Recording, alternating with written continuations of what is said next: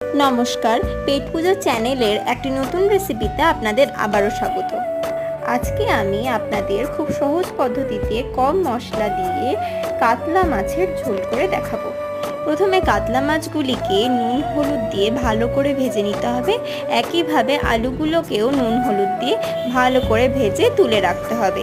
এবার কড়াইতে তেল দিয়ে তাতে পেঁয়াজ বাটা, আদা বাটা, রসুন বাটা দিয়ে ভালো করে কষিয়ে নিয়ে তাতে টমেটো কুচি দিয়ে দিতে হবে। এবার এতে ধনেপাতা কুচি এবং ঘরে থাকা রোজকার মশলা যেমন জিরে গুঁড়ো, ধনে গুঁড়ো, শুকনো লঙ্কা গুঁড়ো, হলুদ এবং লবণ দিয়ে দিতে হবে। এবার মশলাটিকে ভালো করে কষিয়ে নিয়ে আগে থেকে ভেজে রাখা আলু দিয়ে দিতে হবে। এবার জল দিয়ে তরকারিটিকে ভালো করে ফুটিয়ে নিতে হবে। তরকারিটি ফুটে এলে দিয়ে দিতে হবে আগে থেকে ভেজে রাখা মাছগুলিকে। এবার মাছগুলিকে অনেকক্ষণ তরকারির সাথে ভালো করে ফুটিয়ে নিয়ে নামিয়ে নিলেই তৈরি সহজ পদ্ধতিতে কম মশলা দিয়ে বানানো কাতলা মাছের ঝোল।